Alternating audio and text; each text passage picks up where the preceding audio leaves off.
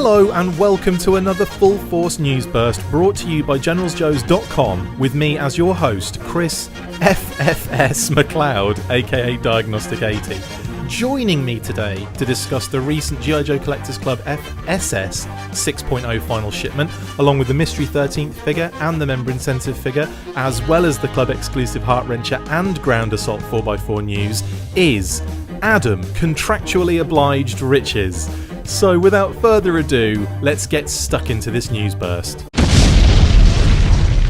The final shipment for the G.I. Joe Collectors Club has finally started arriving at members' homes around the US and has revealed the mystery 13th figure along with it. The shipment contained Jonas S. Jeffries,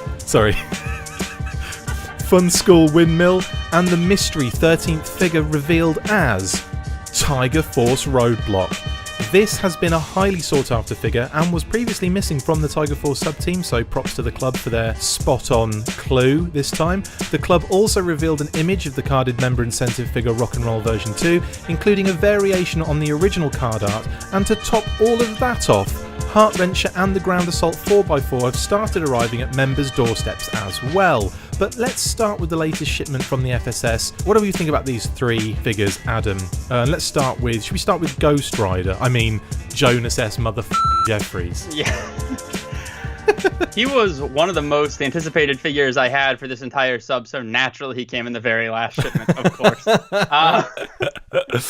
Amazing. Yeah, I think this was a really solid final outing. I am not the biggest fan in the world of Windmill, in this color or any other. Even as a kid, I was kind of like, Windmill. But but he's not bad, and naturally bonus points for that card art. Yours truly, and then Tiger Force Roadblock. We can have a whole separate discussion about him. He is a great figure, but is he the 13th figure I wanted? Well, we had a long discussions about what we thought the 13th was going to be, and I know that we'd whittled it down to what we thought were the only two options that were not the only two options, but the only two acceptable in our mind options. The two major options would have been, for me, Tiger Force Blizzard, and for you, Bushido. And also, as well, there were a couple of others knocking about. Obviously, we wiped a lot clear thanks to the Slaughter's Marauders reveal, but also the fact that we both were kind of talking about Lightfoot. Night Force Lightfoot would have been a good introduction there, or even regular Lightfoot in the FSS at this point. So maybe, I don't know, maybe we might get Lightfoot later down the road. But anyway, that's a chat for another day.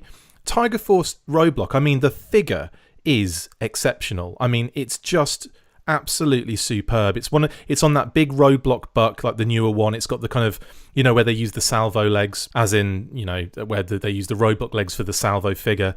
So they're being reused again. But the body's there's so much substance to it that it just makes it brilliant from the off. It's the same kind of thing with Gung Ho, with Gaucho.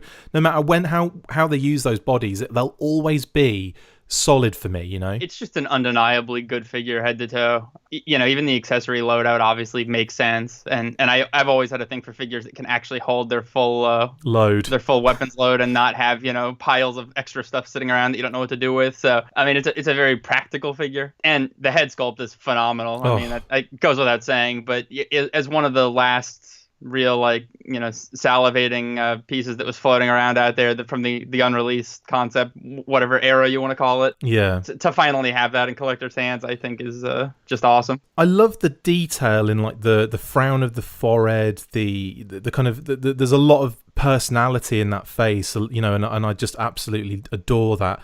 And one thing for me about this figure, now when I talk about this a lot, and probably on every podcast, but when I was a young kid, we went to the States, and it was, I remember going in, I think it was 89, going into one of the toy stores, and like I was talking to Kate about this earlier on, and it was just an absolute wall of G.I. Joe figures. I've never seen anything quite like it since. And it was when you go into toy stores, like even maybe 10 or 20 years ago, or maybe kind of late 90s, early 2000s, and you'd get small sections. They'd be full of toys, but there'd be like smaller sections, and you'd have Marvel, and you'd have whatever, you'd have them all separated.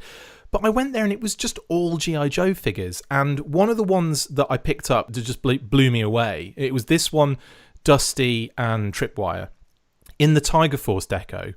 and different card art, different card coloring, like I say it's not an explosion, it's tiger stripes in the background. I always thought it was mist or gas that was behind them, but it's tiger stripes. I'd never realised that. And obviously the different colours, that kind of those browns and greens and yellows and everything. It was so striking. And then all of a sudden you turn over and on the back you've got the sub team in that yellow box. And I'm looking at these figures going, oh my God, like I need... where's this one and where's that one and where's this one? And I just, honestly, that drove me wild. So it was my first introduction to Tiger Force and my first introduction to the kind of real repaints, So this figure for me, I'm glad it's in there and I'm glad we finally got it. And my God, it's just executed so well. So it's nice to also see the old school art on there that they've just kind of, plopped on there. So, it's got that nostalgic kind of feel to it still. That's Tiger Force Roadblock. Because of this choice, are you expecting different things for the next FSS? G.I. Joe team member, first character appearance, and not part of a sub-team, which basically narrows it down to 5,000 characters. Dawn Moreno. Yeah, that's an interesting one. Do any pop up for you at the moment? Just off the top of your head at this moment now? Well, I think as they continue to go down the line, I would say it's pretty unlikely to delve into 93, 94, just because that stuff doesn't seem to be quite as revered by the fandom. And obviously not being part of a sub team, if you look at how they're going through chronologically, to me that says that it's probably something in that like 88 to 92 era. Yeah. But then there's also the first character appearance, and that could mean literally anything. Does that mean first modern era? Does that mean first toy ever? Yeah. So standouts for me would be like maybe Captain Gridiron. Nice. Of course, like the fridge would be awesome, but that's not going to happen, I'm sure, with licensing.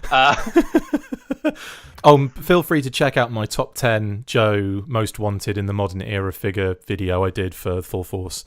So check that out because there's loads on there that you'll hate. We'll definitely cover this in more detail down the line in a different news burst. So coming back to the figures we got in this wave, I'm really blown away by the two regular figures that we knew were coming.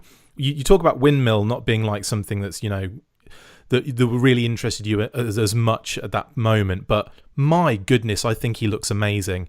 And we've had those Battle Force 2000 head sculpts reused, quite often, and now we're getting them again.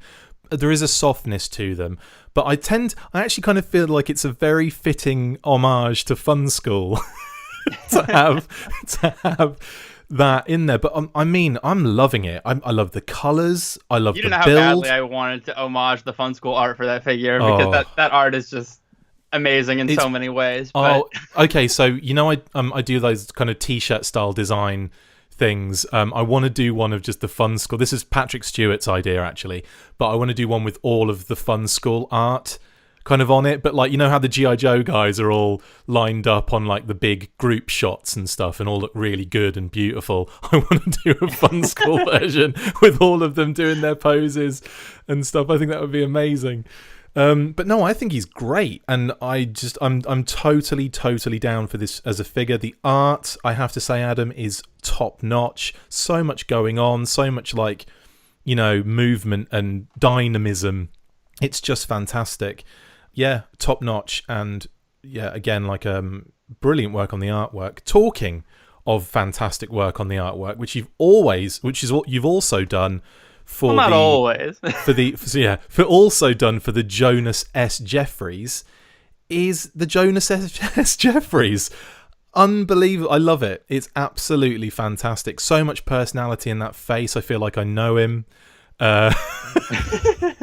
It's just great. And talking about the actual figure as well, you must be actually, let's talk about the artwork first. So you must get briefs to do this kind of stuff. Is it difficult? Is it a challenge when you're told we just want like them standing still with their arms crossed, or we just want them in a still position, like the Worms one that you did as well? That is him pressing a button on an iPad. So like it's pretty impressive that you managed to get so much out of that particular situation and make it so dynamic. So is that a challenge for you? Every Joe card is its own unique challenge. Of course, I think the first big thing is just that there's spatial limitations, and that's of course always going to affect how dynamic you can make the pose, because you want them to always be doing something really like that matches Yeah. up with the explosion back, and that's not always that easy when they've got a ton of accessories and you've only got such a narrow space. Yeah. With most of these, I get some kind of directive about what they want the pose to be. And so, like, in the case of Worms, it was like he's standing there and he's holding his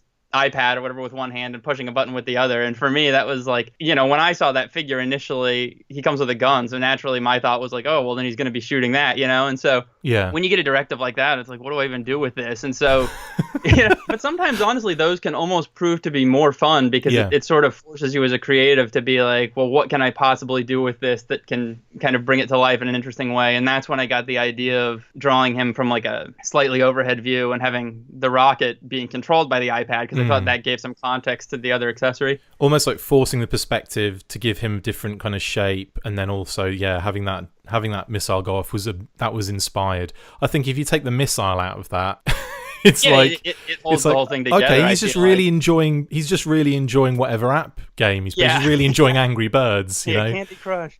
The the other thing that was really fun about that for me was that a lot of times G.I. Joe has rim lighting, so they're backlit, so they only have like a glow on one side of them usually. Which really doesn't make sense if you're assuming that glow is coming as a result of the explosion happening behind them. So Worms is really one of the very few instances, at least in the art that I've done, where that light actually had context, because you'll notice I only lit that figure from about the waist up, and I used the flare coming out of the back of the rocket as the reason he was getting lit from the side. Yeah, that makes sense, and also really cool. Okay, coming back to Jonas S. Jeffries / Ghost Rider, the figure, I am really impressed with how he turned out. I mean, just love the way it works. I love the fact they've gone with that little. The club are loving their material secondaries, aren't they? I do like that, and I think the goggles look really cool. And I'm down, and I love the little flight map on his thigh. Very, very cool. Yeah, I think he's such an inspired figure. This is the kind of I read comments sometimes where people are like, oh, this needs new tooling and that needs new tooling, and I'm like, not really. With creativity, it's amazing what you can do. I mean, this figure has bashed together parts from, I don't know, a span of a decade almost, and I think like even the secondary piece of his jacket originally came from Outback. Yeah. And it's like when you see it recolored with these different pieces, like, I mean, that's like the furthest thought from my mind. Like, I never would have even realized that upon initial glance, with the new fabric accessory. Like, it's really incredible what you can put together. I agree. I think that I think it's a great build. This is one of those moments where the club have actually been really creative, like you say, with the parts building, and that's fantastic. For me, it's easily one of the all-time FSS highlights for me. Well, we'll be later on in the show. Adam and I will be going through the FSS 6 as a whole. But they're the three figures that came through recently. Again, I think it's a very satisfying. I mean, that was a really satisfying opening for me. It was like, oh yeah, oh my god, it's Tiger Force Roadblock. I was just amazed. So really happy with those. They hit the spot beautifully to finish off the FSS for me. And I have to go back to Windmill quickly and to say, I thought he just works for me. And I know everyone was like, what? Fun School Windmill, get GTFO, but like I was like, no, honestly, I'm down for crazy colors, and I love the build again. Oh, the build is amazing, like especially like making use of like the Shadow Tracker legs. Yeah, it's such a cool build, and to see parts that you don't really see that often. And also, like, I've seen some comments that people think, like, his jacket is too short. But I almost think, well, wouldn't that make sense from a practical standpoint? If you're flying a helicopter a foot above your head, you probably wouldn't want too many loose objects flying around. Absolutely. So. I don't think it's too... I think, if people just want the same thing over and over again, which would be standard issue, this has to be this length all the time, this has to be this has to be this, then you don't get any variation in character. You don't get any variation in design. So just because a character has a short jacket... it's not necessarily because it's wrong and it should be different. It's like, no, that's kind of the intention, and it looks really cool. I think that is a really nice design element in actual fact. But I also really like how he's tall and lean too, because most of the taller figures, like we were discussing earlier, they all have these very bulky builds. Yeah, I almost feel like Windmill represents for the endomorphs, my kind of guys, the tall, Yeah, it's an Adam Riches. That's an Adam Riches cosplay. The next joke on, I tell you now. Yeah, muscle mass, Jeffrey the giraffe kind of build. Yeah, exactly. Okay, so let's move away from the FSS 6.0, the recent delivery, and just quickly nip into this carded image of Rock and Roll version 2 that's popped up. A couple of things to note. They have doctored the original artwork a little bit, obviously, so he has a few elements changed on that, but effectively it's the pose from the original one with the face, at least, of that version 2 Rock and Roll card art. Happy to see it carded. Adam, are you surprised to have seen it pop up, or do you think that's just the way it is at the moment with the club? Not really. In the past they would have kept it till JoeCon, and then boom, you see it then for the first time. But now they're in that kind of like mode of trying to shift this stuff. Do you think it's a case of just get it out there and show people? Yeah, I think everything's just a little bit accelerated right now. It's funny how you always see the like, oh, why do they stagger the reveals so long? And then all of a sudden, in like the span of 3 days, you get the last FSS, the carded roadblock, and the Heartwrencher set all at once. Everyone's like, slow down. Yeah, spread it out a bit. The Goldilocks fandom. So, for me, too much is never enough when it comes to G.I. Joe. So I think it's awesome, and we're still 90 days away from JoeCon or something, so it's good to have stuff keeping the momentum high because the reveals are already finished. Do you expect to see exclusive reveals before JoeCon, or do you think they'll keep that for the actual day? The kind of stuff that we're not really privy to normally. No, I think that'll all stay under wraps until the show. Well, we'll be doing a news burst if that isn't the case. Yeah. Okay, so that there's not really much else to talk about this. I mean, as a figure, we've already discussed the Rock and Roll version 2 on previous podcasts. Just to reiterate, I think he's fine, awesome, and I'm glad we're getting version 2 Rock and Roll. A couple of things I would have preferred, like, I would have preferred him to have both ridiculous Gatling guns. I don't know why. I just think it's just from an OCD frame of mind. Like the original has 2. I'd like to see him have 2, but that's you can always buy 2 of them and then one of them has 2. Yeah. And I think that was mostly just from a practical standpoint, because the backpack only has the one ammo feed belt hole to put in. Exactly. And again, like, just I would say I would just like to see 2 with the 2 ammo belts attached, but that's a very small thing, really, when you think about it.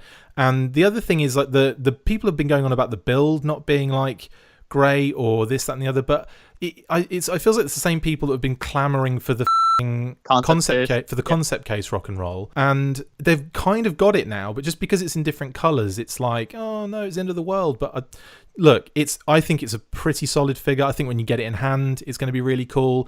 And this was one of those figures, again, in that era that I picked up in the States and was blown away, because it's the first time I'd seen Rock and Roll in that way. In actual fact, I didn't see the original Rock and Roll toy form until many years later. So this was my idea of Rock and Roll. This is what Rock and Roll should be like for me in my head. Ditto for me. This was my childhood Rock and Roll, and also just a little note on anything unreleased, but especially the concept case stuff. I mean, and truthfully, a lot of that stuff, there's a reason it didn't come out. It's because they didn't think it was up to par. I mean, some of it was great, but especially the sculpts, but like sometimes the deco or whatever the case. And I think that there's the consensus, and this isn't even just in G.I. Joe fandom, this is just with anything, that it's like, I can't have it, that makes it 1,000 times better. And yeah. The truth is, I think that if you showed this to anyone with no context and no history and just said, which one of these figures do you prefer, I actually think that you'd probably unanimously hear that they like this deco better. I think that it's just the allure of the fact that the concept case one is unreleased that has created this mystique around it. I can agree with that. I think it happens to me. Like I'm too, yeah. I'm of that mindset where as soon as something pops up, I won't be thinking of it, or I'll see someone post something and I won't think anything of it.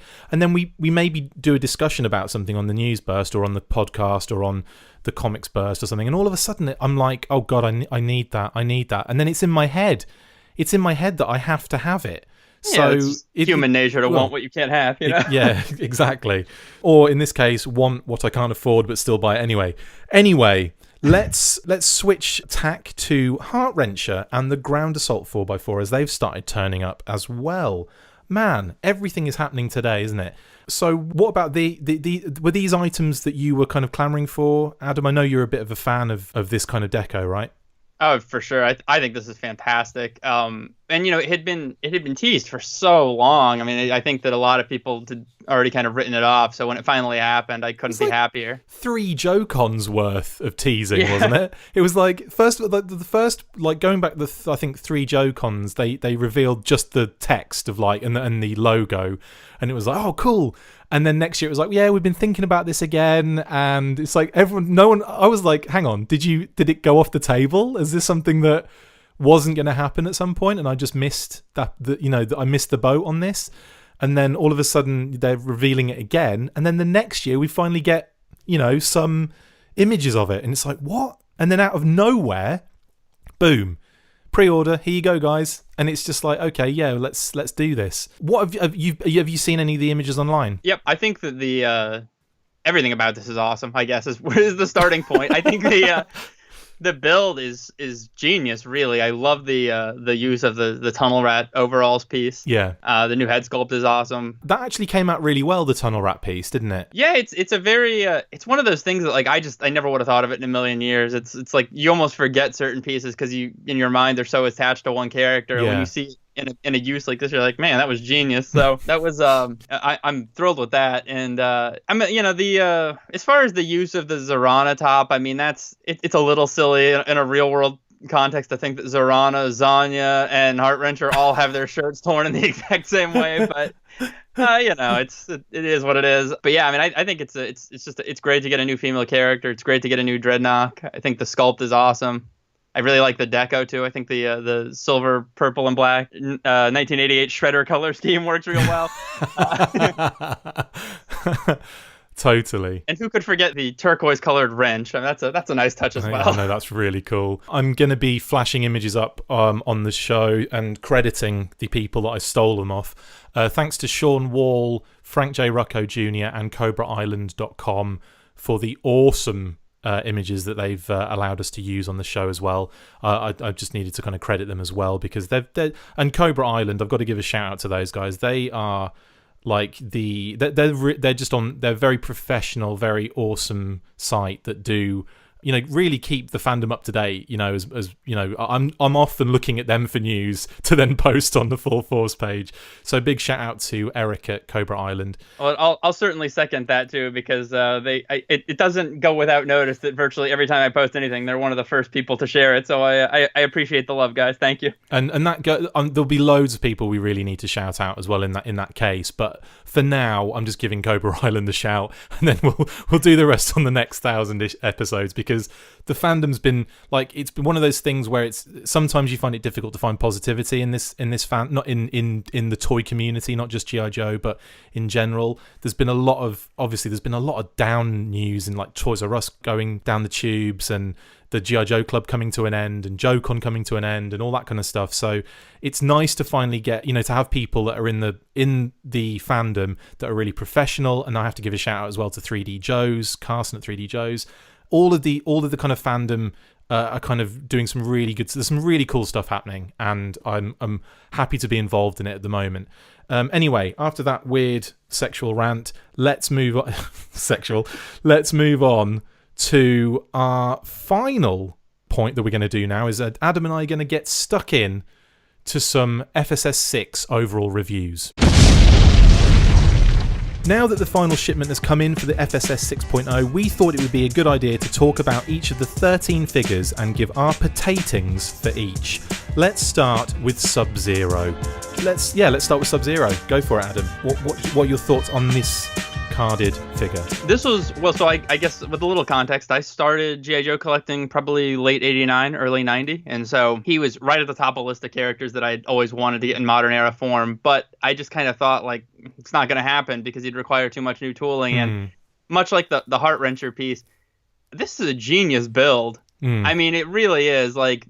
I never would have thought to put these parts together and make this work so effectively. And even sometimes it doesn't work so well, painting details on the buttons, But in this case, I think it worked great. And if we're going with the potatoes, 5 all the way. You've jumped the gun on the potatings, but that's fine. We'll call it you've jumped the potato gun, which is genius. You just edit those potatoes right out. No. So you're going full on 5 potatoes for Sub-Zero, and to be honest, he's not what I expected from a Mortal Kombat character.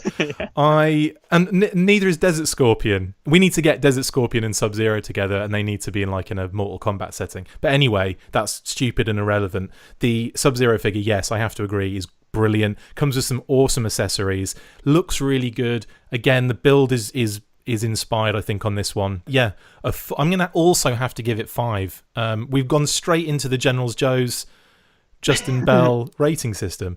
Moving through, let's look at the Night Stalker Officer. What do you think of her? I like this figure on its own. I think that it's one of those things that by the time we got it, there'd been a little bit of breathing room, but when it was first announced, it was right on the heels of having gotten the Hasbro 50th version in the 3-pack, and then the Club 3-pack of the female troops in blue. And so it just, it started to feel like a little redundant overkill kind of thing. Oh, overkill. Yeah, not to be confused with the awesome figure that we're still waiting on. But I think on her own merits, it's a fine figure, and of course it does look nice with the previous Dollar General Cobra Commander and Cobra Trooper in black, so you can build a little squad with that. It was one of those things that it was an expected repaint, but not an unwanted one. I definitely thought that it's one of those things that just, I felt like, again, to kind of appease my OCD, it needs to happen. And again, the figure, like you say, on its own merit is brilliant, and it's really a good thing that this happened finally. And the troop is really cool. So what would you give as a potating to the Night Stalker Officer? I'm going to have to go with 3 potatoes and a side of fries. Oh, so okay, that's cool. So 3.5. So that's amazing. Why didn't I think of that? That means I've got to go into Photoshop and cut a 3 potato with half a potato, but in fried form. Anyway, I'm talking too much. I'm actually going to go with 3.5 potatoes. Oh yeah, you've done the same thing. I'm going to go as well with 3.5 potatoes, not to copy you, but to copy you. So moving along to Hardtop. Take it away, Adam Riches, on Hardtop. I'm thrilled with him. It's a figure that I definitely am a big fan of. I think the Defiant shuttle launch complex is one of the greatest achievements in toy history. And naturally, with that, payload and hardtop, of course. And so to get a modern era figure of him is great. And really, again, this FSS has one of the lower outputs of newly tooled pieces of any of them, but really it didn't need it. I mean, it was a very effective showing with the tooling available. The use of the toll booth head, especially, given that there's about 5 years between now, it works great here. Yeah. Again, the salvo case, works great. The wrench we've seen a few times works great. They're all very, very practical accessories, really solid build. The deco's nice, isn't it? Really pops. Yeah, really solid representation of the original. And also, my instant thought when these things happen, when we get a hard top, when we get another figure, I instantly think of, well, does that mean we're going to get a payload at some point? Does that mean we're going to get this? Does that mean we're going to get that? It's just how my head works. So I think personally now, and I won't be able to get it out of my head, that payload is probably involved in the last FSS, which is probably bullshit. But and also you did the art for Hardtop, which I'm going to flash up as well on the screen. I did. So take us through the kind of not the process, but take us through the thought behind the posing and how you wanted him to kind of come across on the artwork. Oh, this one was pretty cut and dry. They had given me direction on him, just holding the briefcase on one hand, gun up with the other one. Yeah. Am I right in thinking there are some changes on here from the original? Because I've got the original art here and I've got the card art. And there are some slight differences there. Is that something that you had to change midway through or something, or what's the kind of reasoning behind that? No, sometimes when I'm finished with the art, there's just production changes that I guess they feel better reflect what they want the toy to look like, and that kind of stuff happens after it's already out of my hands. Right. So okay. So changes are made kind of at the club level after you've kind of submitted your stuff. Do you get much in the way of revisions to do, or is it one of these things where you're kind of giving it away to them and they're doing what they will with it? It varies on a case by case. I mean, sometimes there have been instances where I've done multiple revisions on certain characters if they call for it. One that instantly comes to mind is Joe Colton. I think we did 10 versions of his head. Nice. Nice. Or like Rodimus Prime at one point had a totally different head, and then decided to make it look more like the cartoon. So Oh, cool. The only human figures. Yeah, they were yeah. cool. So I mean, sometimes changes happen. I think in specifically in the case of FSS 6 though, like I did 7 of the cards. I think on this 7. Yeah, and I did them at a time where I was under a tremendous other workload because sidebar, G.I. Joe's not my only job, guys.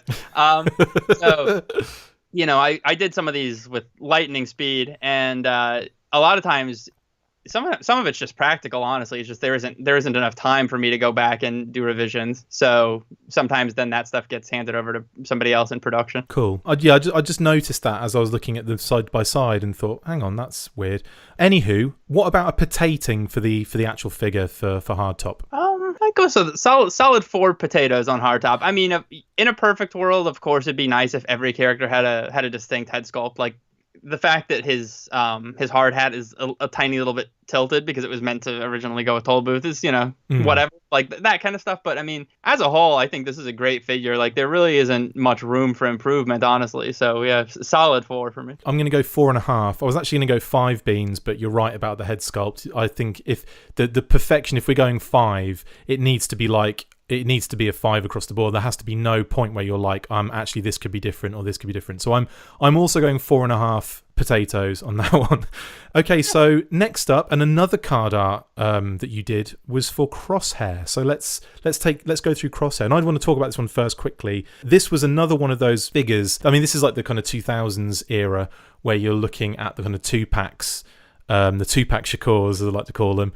And he was packed with Cobra Claw's Commander, and this is one of those figures that I had at the time of it kind of coming out, and it was almost like getting back onto the old collecting horse a little bit in around that time. And I don't even think I was kind of in the community, like the online community at all then. I can probably, if I look at when I joined His Tank, that will be when I feel like I got into the kind of online community with G.I. Joe. But when obviously this figure I just thought was really, really cool. I thought, oh nice, another sniper type, character. Very neat. And this was one of those figures that the club actually had to revise a little bit because there was a bit of backlash with the design, wasn't there? Yeah, I think the original web gear, if I'm remembering right, was changed. Yeah. And then obviously they reintroduced this different image of him, and to be honest, I wasn't that fussed with the previous version. I thought, that's really cool. The one they did, like, the one that actually came out, I'm really impressed with, and I really, really like this figure. And he's one of those characters that hasn't really had that much shine. He's had a figure, and he's had a small appearances in the comic. I mean, he's only had 4 versions. He hasn't really had that much shine. No. Well, he hasn't had that much shine in terms of character development, is what I'm saying. But yeah, he's had plenty of toys. But yeah, and so I was really happy when the club decided to do Crosshair, and was really happy with the way it came out. Is it perfect? Probably, I would, not. I mean, again, we're talking about reuse of head sculpt. I'd like to see a new head sculpt on this guy, but at the same time, that's not always going to be. It's just not always the case. You can't expect every single figure to have a new head sculpt. That is insane. That's like 80s. Yeah, that's the 80s. Okay, and unless things change in the way people buy stuff, especially G.I. Joe product, that's just not going to be on offer. You're going to have to reuse parts, and it just goes without saying, really, that is kind of something that has to be done. What are your thoughts on Crosshair? When this figure was initially shown, or even before it was shown, actually, just when it was announced, I was kind of meh about it because, honestly, that mid-2000s era stuff, like, I own all of it, but it was kind of a later, like, fill in the gaps in the collection kind of thing. I was never really that fussed about it to begin with. Yeah. And especially when there's so many figures that I'm still clamoring for, like Ninja Force and stuff. But you've never said. Yeah, never said. But Royal Guard from Globulus. But it's like I always talk about going to the States in '89, and you always talk about the Ninja Force. That's just how it happens. But here's the difference. I mean, you can't go back to the States in '89. You bang out a few more figures, and I'll shut up. But the squeakiest wheel gets the grease. But but I'll say this though, when this figure actually shipped, and especially after the changes were made, it's a gorgeous figure. I mean, it really works, and and this is coming from the same guy that endlessly complains about having to see Shock Trooper parts every week, which again he makes use of. But it really works, and it was probably one of the bigger 180s I've ever seen from the fandom too, because I remember when it was first revealed, there was a lot of like Crosshair, and like, go figure, by the time it came out, he seems to be pretty universally beloved. So I think it's a home run. Getting a second use out of the sniper rifle from the 50th anniversary shooter is really cool. Yeah. I also like that the secondary actually comes from that mid-2000s era, so it's a piece that we haven't seen in a well long over a decade. time. Yeah, so totally. And it works remarkably well. Like, it's a really solid fit. It does, because sometimes when you use stuff from a different era, it's too small, too big, whatever. But I mean, this almost looks like it was sculpted specifically for this torso. So I think that's something that is often avoided, isn't it? It's like the kind of a secondary that really hugs the figure. Either it's like where you look at Windmill and Ghost Rider, for example, their jackets are open, and it's not like, there's no way they're going to meet. But that's how they were designed. Like, a lot of these things are either a bit too big and shift around, or they're just too small and don't meet to kind of connect properly. So I think when you get something that's like a secondary that looks like it's molded on, that I think is really cool, and probably looks more realistic in terms of kind of size and proportions with other parts of their body. Now, you also did the card art for this, and this is really cool because he's on his knee. He's in this kind of like prone position, like, not prone. He's on his knee in that kind of sniper position. Was this kind of one of those ones where you had a lot of information in terms of a brief, or was it like, we just want it this way? Usually with the poses, it's a pretty brief synopsis, like one sentence, like shooting gun, right hand, left knee bent, whatever, something like that. Yeah. And in this case, I don't remember exactly. I'm just making this up, but I think it was basically just like, holding the sniper rifle. And Fred Meyer actually just made this point a few days ago, so I guess a shout out to him. But he had asked why he was shooting the sniper rifle with his left hand when his sidearm is on his right side. Yeah.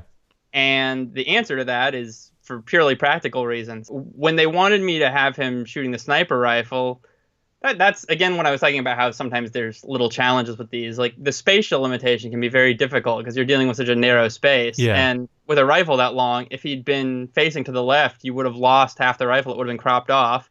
Or half of his body would have been obstructed by the rifle case of the actual toy. Yeah. But by flipping him in this direction, it's like a perfect fit, because then you've got that little area above the figure where the rifle can go. Yeah. So this was actually the last piece of art I did for FSS 6, and ironically the first one to ship. But but yeah, this I think this is one of my, of the many that I've done now, I think this is actually one of my more favorites, just because it really was one of the times that what was in my head really got out on paper. That's awesome. It really it fit like a puzzle almost. If you just like kind of follow your eye the shape of above the figure in the card, like that's basically exactly what this pose is. That's brilliant. And yeah, no, it's a really good one as well. I like the perspective on it. The, like you say, the kind of fact you've had to fit it in such a small space. Kitty said, no, that's really awesome. And yeah, so what are we thinking in the potatings department for Crosshair? Man, this is a tough one for me, because like I said, I mean, I've been honest, like, don't love the Shock Trooper reuse, didn't even really care about this figure, but I absolutely loved it in its final execution. So I almost want to give it like a generous 4 potatoes. Do you know what? I was originally gonna go with 3.5, but the more I talk about these figures, the more I find out I'm actually really down for them. This is so far been quite a solid lineup, and I'm gonna stick with my 3.5 potatoes. I don't know why. There's just no rhyme or reason for that. Just because I don't want to be copying you every single figure. Moving on. Don't worry, you definitely won't be on the next one. Well, I don't.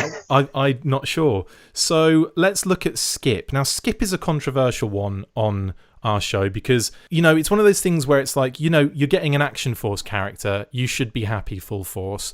But, myself, Dave, and some of the other guys have talked about how, it's almost as if the Action Force one, because they've gone with just the repaints of certain characters like Gaucho, like Jammer, and so on and so forth. It's always been like a case of, we'd like to see the 5-point of articulation guys get some love. We finally do that with Skip, but I'm not massively keen on the figure. I'm not a massive fan of what has been done with Skip.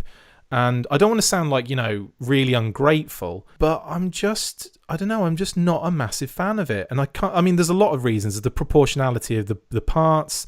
I don't really think the use of the Shock Trooper / Steel Brigade kind of pointy elbow arms, not a massive fan of with Skip. I think the legs look a little bit out of place. I think the web gear secondaries just all over the place. I think it's just massive and really gross. Yeah, I'm just not really a fan. And I do feel like I sound ungrateful, but this is going to be a rather low rating, I think, for me. What about yourself? I really don't like this figure. I think that, especially, knowing that we're down to such a small handful of offerings remaining, I have like a real personal priority preference of what figures I still want to see made. Yeah. And Captain Skip certainly wouldn't have been anywhere among that list. And obviously I know this show has a lot of, love for Action Force, so it's nothing personal, but yeah. I echo everything you said, and I'm tired of the Shock Trooper parts. The Sergeant Stone head doesn't really work for me so well. I mean, no. I know it's kind of a nondescript head, but when you're dealing with a character that I would say most G.I. Joe fans are unaware of his previous existence, I feel like he needs more personality than that, and that head sculpt is so bland. If he'd had like a cool like grimace or something to make him feel, I don't know. But the web gear, again, like Crosshair, I believe that's like a mid 2000s piece that we haven't seen in a long time, and so that's pretty interesting. Interesting, but it doesn't work. Yeah, it does. It's just not a great fit. The the Union Jack, I guess, is a cool accessory. Technically, it's the Union flag. It's only a Union Jack when it's raised on a boat. Just want to just want to throw that out there for everybody. I'm showing my ignorance. My bad. But the problem is, if you say Union flag, it sounds like some sort of Civil War kind of reference. Strike, or that. Yeah, like some sort of picket line at the outside of Hasbro. But no, like But I agree with you. I totally agree. And Dave and I have also expressed our kind of, disgust. I suppose just almost like the back of the mind thinking of it. More of just like, well, and I can't complain because Gaucho was amazing. I mean, it was on an amazing figure. It was gung-ho. You can't go wrong with that. And they gave him that Mexican tattoo. So it was like, or the Mexican flag tattoo, which was just inspired, I think. And I think that was the way to do it if you're going to do like a repaint for an Action Force figure. And I think they really missed an opportunity here to do a really good version of Captain Skip that homaged that original 5-point of articulation figure, that tied him into their kind of special action force kind of arena, but then also just to give us a decent figure, and to give Americans who have been getting on board with the Action Force thing. Definitely, it's become much bigger in the USA over the last 5 or 6 years. So they have, or however long the full force has been going. I joke. But I think that, opportunity was missed. And in this case, I'm going to have to give it a 1 potating. Is that bad? That's bad, isn't it? Wow, we're right on the same page. And I guess I'd be remiss too if I didn't talk a little bit about what I kind of feel is a blunder on my own part with the card art on this one. Oh, go for it. So, they say it takes a big man to admit his mistakes. Although it wasn't really a mistake so much as maybe a miscommunication and also just a lack of time. But, so much like with Crosshair, I try to fit the art into the space allotted, and my goal is always to try and make it so that you lose as little as possible. Like, they usually end up cropping them slightly below the knee, but it's always my goal to try and see as much of the art as you can. And so the direction for this one is that he's coming down a zip line with one hand and shooting his gun with the other. And I always try to err on the side of practical. I try to make the art resemble the toy. And in real life, if you are holding your full body weight with one hand while holding a heavy rifle and shooting it with the other, you're going to be a little bit strained. So I also had him so that and then here's the other problem though, was if you're coming down a zip line and you've got this narrow space, you needed to be able to see that he was hanging from it, because if you cropped his legs, then you've got this very strange, like, no one will understand what's happening visually. So this art was composed in a way that his left leg is perfectly straight because it's supposed to line up with the yellow underneath the figure. And then his right foot should stop right at the edge of the card. So basically the crop would occur right at the tip of his gun. Well, somehow this got miscommunicated, I guess. And so on the actual production figure, they flipped the art and turned it slightly and then flipped his beret to try and make him work the other way. And I mean, I think they made a couple of other changes, maybe to his face too. And you know, it's nobody's fault, but it's just like this one just kind of it was a little all over the place for me. Like, I think the pose in general, I really just wouldn't have worked even under the best of circumstances. And I don't know, I don't hate it, but it's certainly nowhere near among the best ones I've done. I can say that. And you know, unfortunately, along with my feelings about the figure, it didn't work out great all across the board. And to give it a potating. Oh.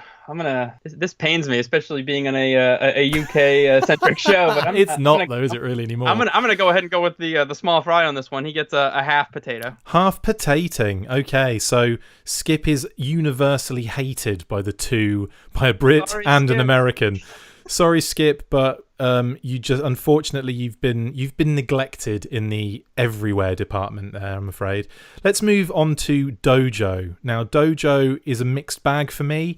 I think the obviously the head's got loads of personality, the head sculpt. I think it's really, really cool. And the body looks great. But the two together, the two combined, I feel like they're two very, very separate things. It's almost like, obviously there's a lot of people talking about this looks like Headman and could be used for Headman later down the road.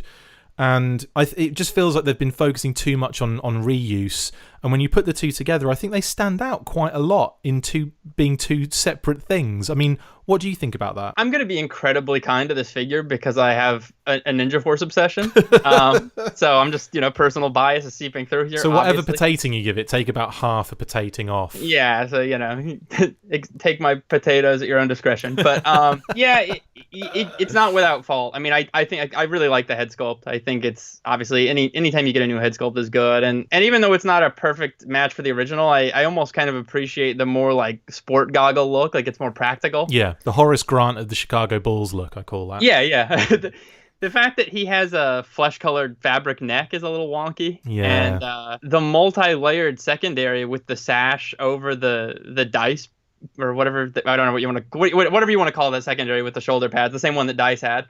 It's just sort of weird to me to have the two layered pieces like that. So that's a little, basically everything in and around the torso is a little wonky for me. But other than that, I really like it. I like that we've got Dojo finally, and I like I'm also a Ninja Force fan.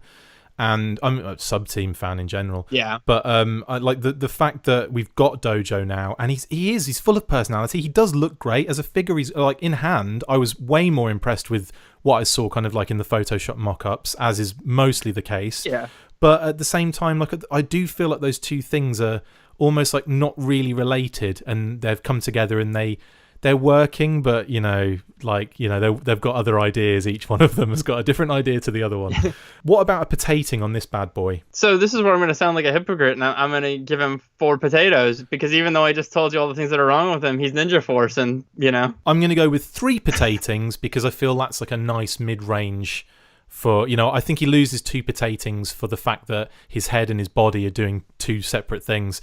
But overall, pretty solid figure. It started well. It's kind of teetering on the brink. Hopefully, Guillotine will bring it back. Take us through Guillotine. And also, you did card out for this, but we'll come to that in a second. So take us through Guillotine, Adam. Okay. Yeah, again, this much like Crosshair, a figure that on paper wasn't really that interested in, but in hand, he just works. And he looks really great next to the Cobra Eels figures, too. I don't know if you've seen photos. The color scheme matches perfectly. New head sculpt is nice. It's kind of a strange pick for me, just because he's got a helmet. So, I probably would have put the new head elsewhere, maybe on Skip. But yeah, I think he works well. The parts combination works nicely. It's good to get the helmet and the sword again from the Guillotine version 1. But yeah, I mean, not too much bad to say about it. Not my favorite, not my least favorite. I'd have to agree. I think when that set came out, it was the kind of the Plague Troopers set, like with Guillotine. It was like a couple of Iron Grenadier repaints and things like that. Like I was kind of like a little bit disappointed, but I must admit, I remember liking Guillotine quite a lot. And also, obviously, the Plague comic thing that was going on at the time. Like, it's kind of like a cool new sub-team. And I quite like the thought behind them all being like ex-operatives elsewhere, Mm-hmm. And again, like being an eel, oh my god, I just think he's just brilliant. And but again, you take the helmet off, and such a personality in that face, and that head sculpt again. So, I'm a big fan of this one, big fan. The card art, take us through that. So this was the first one I did for FSS 6, and this, I don't know, much like the figure for me, it's weird to like review your own art, but I'm kind of just in the middle about it. I'm like, this pose was directed. They wanted him standing, holding the sword in one hand and kind of like grazing the blade with the other, and I think it works for what it is. But he's middle of the road. I don't think that this art is particularly dynamic, but I do think it displays the figure's features well. I really like the art, but I have to agree with you. I think that when it's like, obviously it's different with Ghost Rider, because when he's standing there, he's got his arms crossed, there's a lot of personality in the face, and he's got his material secondary weight wafting in the wind. So there's lots of things going on there that you don't really take into consideration, but you are accepting the artwork for the dynamism that's going on. Now with Guillotine, because he's just, this is the kind of piece, like the pose you'd kind of want to see in a comic panel that only shows his torso and head. You don't need to see the rest of his body, and because of that, that's where I think you're right. I think it kind of loses a little bit. And again, that's not your fault. That's in the direction you've been asked to kind of go with it. It's different with G.I. Joe. You have to be dynamic. Like, it has to be like, okay, we want these, and I find this with the club in general. With the artwork that they're asking you to do, and like the poses, I feel they're all very, there's a lot of stationary things going on when they display the Photoshop images of the figures, all very upright, all very stationary. And I think, you've got to put a bit kiss it with the English a little bit. You've got to put a little bit of pizzazz into some of the kind of poses to kind of sell the product a little bit. And I think with G.I. Joe, it works better when you've got that dynamic action going on the card. And again, like, I think it's beautiful what you've done with Guillotine for reasons I can't actually say, but but I think at the same time, like, I think that kind of stationary thing is something that really is, the club have got to kind of get away from that. I think they've only got a little time left, but they've only got one FSS to go.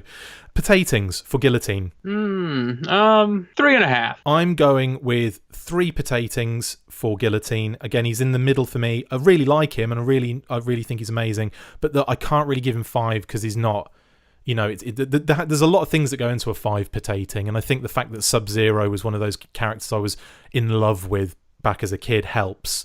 Let's move through to my Verona. So what do you think about Verona? See, again, this is that mid-2000s stuff. Like, I've never lost my fandom, but there's obviously, like anyone, there's times where it ebbs and flows. And in the mid-2000s, my interest was like everyone's. It was kind of middle of the road, and she's from that era. I also don't really have a particular love for October Guard. But that said, I think this figure really worked well. And there's also, there's always a clamoring for more female characters, and that's difficult because there's only so much tooling. I mean, I've never gone through and counted, but I would guess there's probably only enough tooling to make maybe 8 head-to-toe distinct female characters, if that even. Yeah. And so to keep having to swap those parts around or mix in male parts with them to make something work and look new, I'm sure is challenging. And I think in this case, it really worked remarkably well. The only minor gripe I know some people have is that the knife in the holster is bigger than the one that was originally shown, so it doesn't fit perfectly. Yeah. But that's a very minor. I mean, if you have other figures, just swap it out, whatever. But I think this figure worked extremely well. I really like it, actually. I think as a figure standalone, beautiful. I think I love that design on the shirt as well, the kind of red and white bird, which again is, they've taken from the comic, but they've changed things about it. So obviously her hat's not there, but there obviously are shots of her without that. I think they went the easy route with the hat, didn't they? They were like, well, we're not going that direction. Let's make it a little bit easier for ourselves.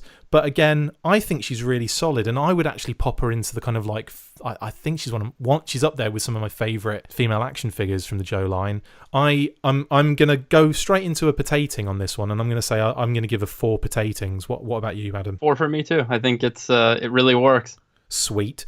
Okay, so Worms. Now we've already talked about the artwork, so we don't have to go into that one. So what do you think about the figure, and do you have any kind of connection with this kind of character? I love this figure. I don't know what it is about this character, but and this was before my era too. Like in fact, the first exposure I ever had to this figure, a friend of mine had it. I don't know how they, older Same. brother or something, how they got it, but I just remember seeing it and like, I know a lot of people draw comparisons to the Rocketeer, and maybe subliminally there's something to that. I mean, I don't think that thought ever went through my head, but I've just always really liked the design, and from the minute that the General Mayhem torso appeared, which is funny because it's really not at all a match for the version 1, but for some reason everyone saw it and just got worms in their head, and ditto for me. I've been waiting for this figure for so long, and I just love it. I think it's awesome. I can jump right to the potatoes here. 5, and maybe even more if I could. I would say this is edging it for me as being even better than Sub-Zero. Yeah, for sure. On top of the fact that you've done, that's some of my favourite card art you've ever done on the worms, just for the fact of him pressing a button on an iPad and the missile flying away. It's just really cool. And it kind of harks back to that original G.I. Joe thing where I that's the kind of thing I would expect to have seen the worms off as a single carded figure to be doing, and how it would look. And I think the fact they've made him an officer means that the jacket can differentiate him from that, whenever they come to do like if they ever do, which they probably won't now because it's, we're going to die soon, but the original Worms figure. And again, same thing for me. A friend of mine had the Maggot, and that was one of those vehicles I didn't get, but my buddy down the road had it, and I would go around there and I'd play with it all the bloody time. And obviously they had that Worms figure, and I was just enthralled by him. And so with this one, I'm really happy they did it. I'm really happy you did the art for it, because I'm absolutely a massive fan of that. So I have to also say 5Zs.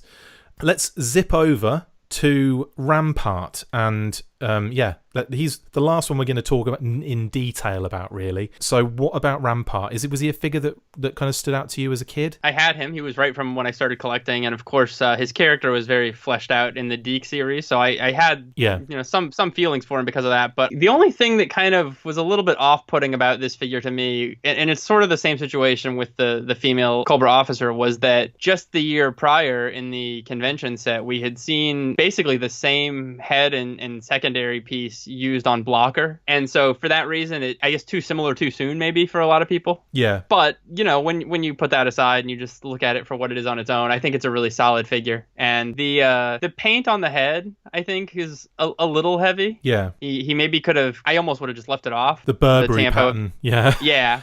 Yeah, that's something I've it's not easy to do, and it's something that I fully expect to be up on anything they ever do. So I'm really surprised that, one, they're doing Python Patrol, and from what I've seen so far, they actually, it looks like like they're like really good what they've actually managed to do with that. But I think with his hat, it's not really perfect, and it's really difficult to get it perfect without it being that kind of new style of the way they do paint work now, that kind of like digitized paint job they do on some figures. But yeah, I have to agree with that. This figure was one of those ones that I didn't love at the time, but have more appreciation for now. I put him in the same kind of figures that Rampart kind of falls in with, are people like Recoil and Repeater. Not all are, I know they all begin with R, but that, for me, those kind of figures, Bullhorn is another one. Yeah. That kind of era of figures that I feel were, from me, not from other people, I didn't appreciate them enough at the time. Now, as we're looking now, I look back at like that Repeater figure and think, what was I thinking? He's awesome. What was I thinking about Bullhorn? He looks amazing. What was I thinking about, Recoil? He's got so much going on, so much character. So I think that, this is one that when they said they were going to do it, I was like, oh, brilliant, I can't wait. And I'm really pleased with the design. I'm really pleased with what they did with him. The deco looks really solid. But yeah, the lines on the hat need sorting. But anyway, potating. To follow up what you were just saying, I think part of the reason, and I feel the same way about a lot of those characters, is that the other stuff that was coming out at that same time, like Saw Viper, Range Viper, Gridiron, Rapid Fire, were so Night Creeper, they were so bombastic and crazy colors and over the top designs that it made the more subdued ones kind of look boring by comparison. I think that's what it was, yeah. Almost like kind of pushed them to the back a little bit, didn't it? Yeah. Yeah, but I mean, I think just judged on its own merits, and specifically speaking of this FSS figure, I think it's a really good figure. I really like the pieces, the little tripod mounted gun. I know we haven't seen that in a long time, and that's really cool. So I'm gonna go with 4 on this one. Also for potatings. And finally, just to wrap this up, we're gonna just give potatings to Windmill, So what's your windmill potating? I'm gonna go with a 2.5 on windmill. I'm going to go the opposite. So this is finally, we've got an opposite going on here. I'm going to go with 4 potatings for windmill. I think he's that good for me because I'm an idiot. He would have been 5 potatings had they done something else really low quality to homage.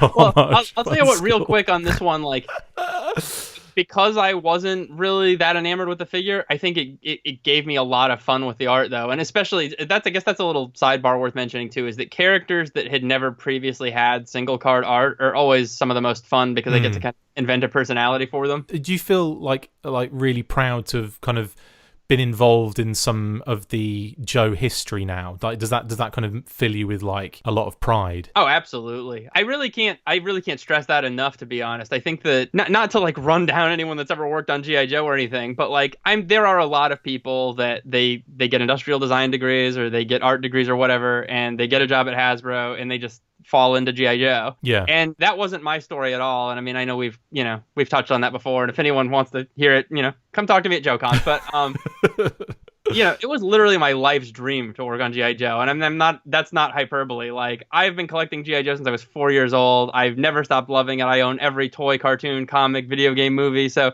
I mean, this was all I dreamed about. And I went to art school basically to work on G.I. Joe. And so it took me 8 years to get there. And it's never lost on me that, with each one of these I'm further cementing, a legacy alongside some of the other names that are so synonymous with the franchise. And that's awesome for me. Like, I'll always love working on G.I. Joe. And with that said, give us a potating for Ghost Rider, aka Jonas F. Jeffries. Oh, he is a solid 5 all the way. I don't really have a bad thing to say about this figure, to be honest. And to give you the real quick rundown on the art on this one, the original suggestion for this one, this is one of the very few times that I just kind of deviated from what was suggested. Originally, he was supposed to be holding both of his guns. Yeah. And I thought that because he's a pilot, like the only time he'd ever be brandishing a firearm is if he was in some kind of peril. So my perception of the character was almost more that he should be like a real, like, hot shot, like too cool for school Top Gun kind of guy. Yeah, and so I thought that if anything, he should be arrogant and kind of be like, I got this, And I think as a result of that, he might be the only single card G.I. Joe ever to not be holding a weapon. So that's kind of a fun distinction. Awesome. We're going to have to double check on that, but I think you're right. We're not going to count Fun School because... Yeah, no.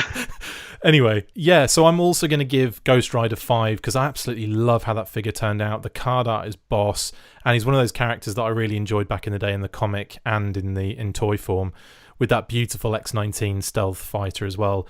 Finally, we do have to give a potating for the Mystery 13th Tiger Force Roadblock. What's your potating on Roadblock? Even though in my heart I wanted Bonsai, and sometimes in life we have to accept that we don't always get what we want, Tiger Force Roadblock is still a 5 potato all the way. In fact, he's so big he could even hold the whole sack of potatoes. I'm going to say he gets a sack of potatoes from both of us, and I'll put some sort of sack Photoshop thing on there because for me, this is the standout for the entire FSS, for me personally.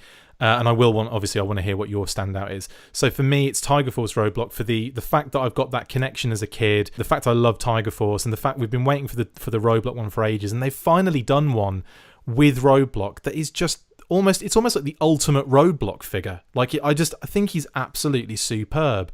What about what's your standout of the whole lineup and why? I think for me, it's going to have to be Worm's Officer, which is funny because, naturally you'd think I'd throw the number 1 to Dojo by default, but I just... and you thought I was going to go with Skip, yeah? Yeah. No.